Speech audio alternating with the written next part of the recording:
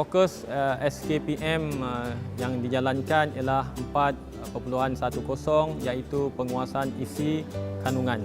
Saya memulakan dengan menayangkan sedutan filem Bukit Kepong untuk merangsang tumpuan dan juga minat murid terhadap pelajaran yang akan dijalankan.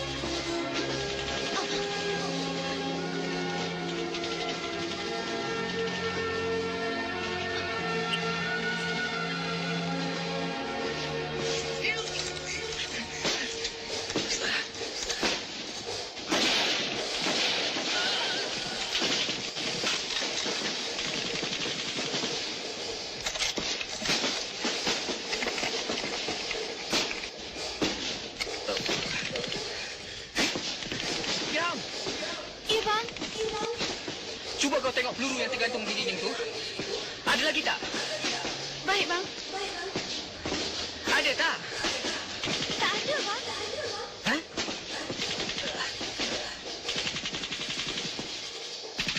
Hei, Sam. Jangan main kat sini, nak.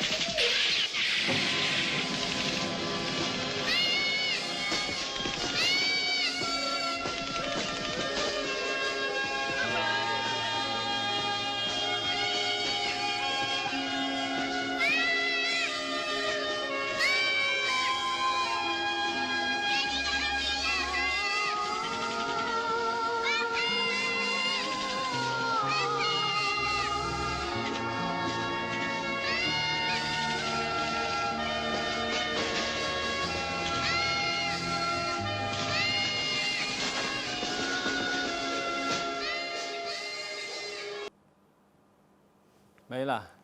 Dah tengok video tadi? Okey. Filem apa ni? Filem Bukit Kepong. Bagus. Jadi, berdasarkan pemerhatian awak terhadap peristiwa yang dipaparkan tadi, apa yang boleh awak perkatakan tentang filem ini? Ya, Khairunisa?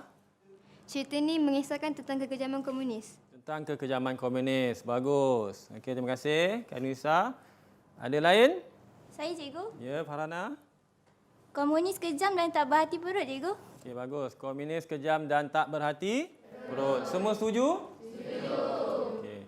Jadi, oleh sebab kekejaman pihak komunis, maka kerajaan yang memerintah tanah Melayu pada masa itu tidak ada cara lain, terpaksalah menjalankan langkah-langkah untuk mengekang ancaman komunis ini. Jadi, saya nak bawakan murid-murid tajuk pelajaran hari ini, iaitu langkah-langkah kerajaan untuk membanteras ancaman komunis. Okay. Kemudian, saya telah meminta pelajar untuk membaca buku dan pada masa yang sama mereka mencatatkan apa yang telah dibaca dalam peta konsep yang disediakan. Melalui proses ini, pelajar bukan sahaja membaca tetapi juga mencatat isi kandungan mata pelajaran supaya daya ingatan lebih kukuh tentang apa yang dibaca.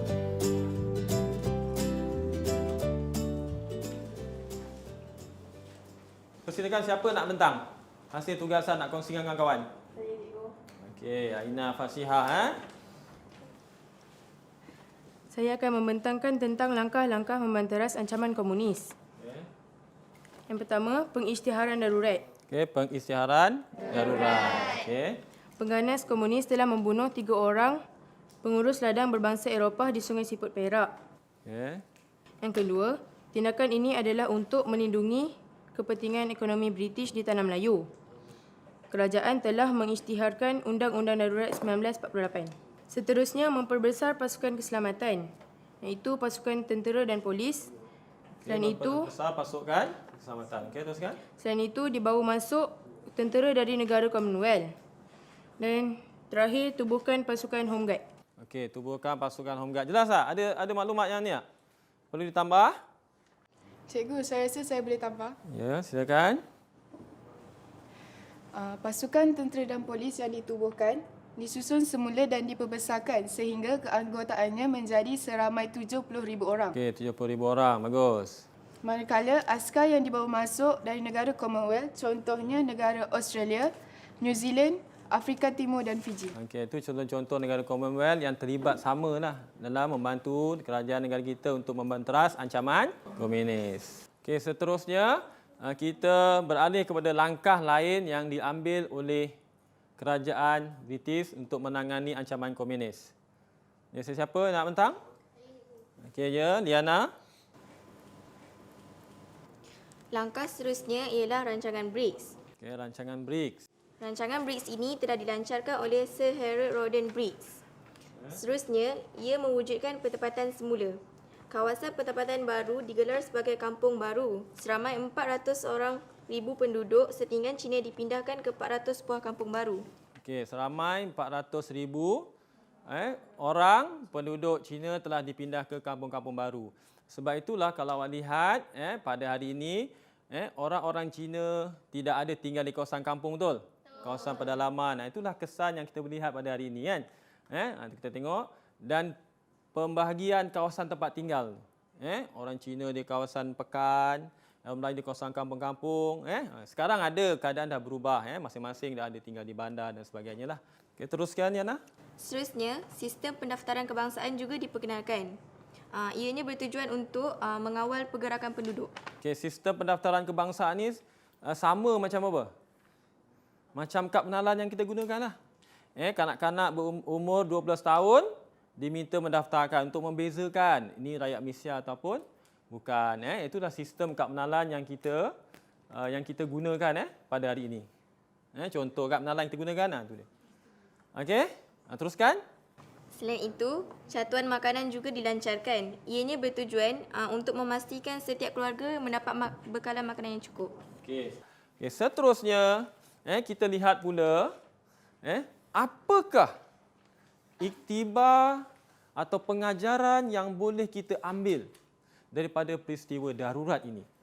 Sekarang dalam kumpulan yang sama, saya nak masing-masing setiap kumpulan cari 2 iktibar. Macam itulah proses ni. Okey, apa tindakan British buat? Apa kesannya dan apa iktibarnya pada kita? Boleh? Boleh. Okey, bagus. Okey, boleh mula sekarang. Saya bagi masa 10 minit cukup.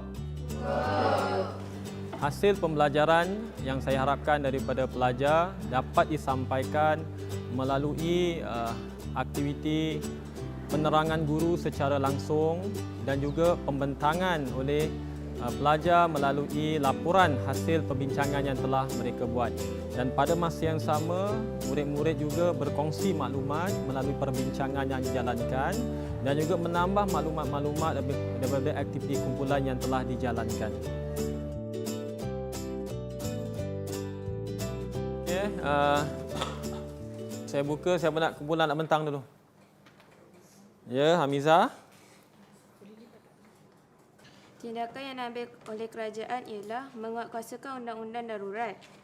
Kesan yang pertama, British boleh menahan sesiapa sahaja yang disyaki. Yang kedua, semua rumah boleh digeledah tanpa kebenaran. Yang ketiga, boleh memagar kawasan kampung. Dan yang keempat, rakyat tidak bebas bergerak ke mana-mana sahaja.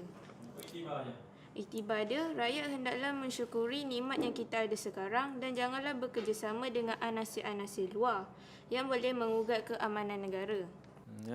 Maknanya kita dalam tak ada darurat kita bebas. Betul?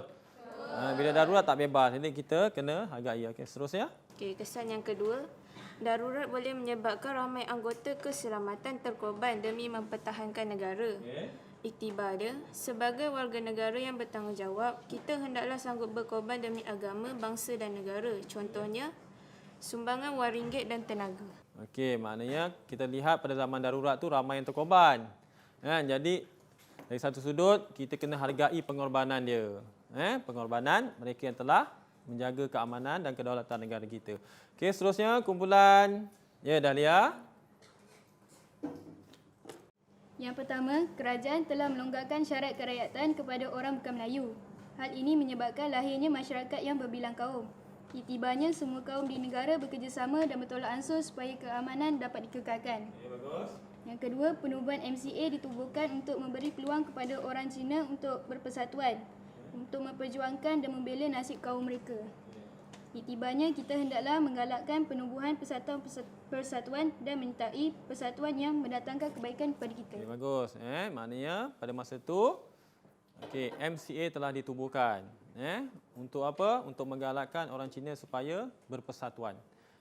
Bersatuan secara apa? Persatuan yang tidak radikal lah. Okey. Baiklah, seterusnya kumpulan Nur Alifah.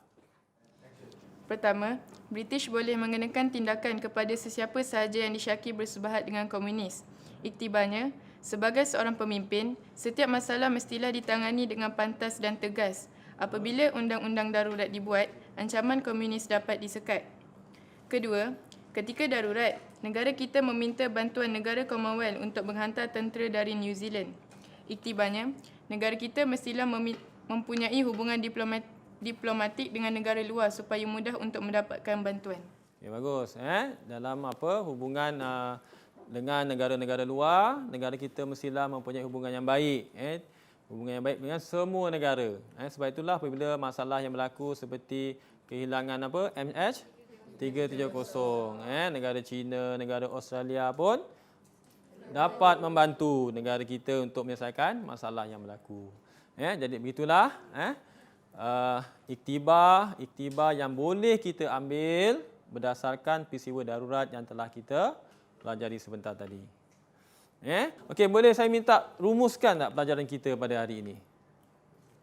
Ya, Nur Afika. Hari ini kita telah belajar cara British menentang ancaman komunis melalui perancangan BRICS, pengisytiharan darurat, memperbesar pasukan keselamatan dan perang saraf. Okey, bagus. Ada lain? Saya cikgu. Ya, silakan Safiza. Melalui tindakan British, gerakan komunis makin lemah dan dapat dikawal. Akhirnya penduduk dapat hidup dengan aman dan memberi kesan kepada kehidupan hari ini. Okey, bagus. Maknanya tindakan British tu berjaya lah. Dikekang dengan kerjasama semua orang dan semua kaum yang tinggal di Tanah Melayu ini pada masa itu. Demikianlah pelajaran kita pada hari ini. Tajuk langkah-langkah membanteras ancaman komunis. Dalam sesi PDP yang telah dijalankan, saya juga mengaitkan isi kandungan mata pelajaran yang telah disampaikan dengan situasi murid dan disesuaikan dengan pengalaman murid pada masa ini, bersesuaian dengan fokus 4.10 iaitu penguasaan isi mata pelajaran ini.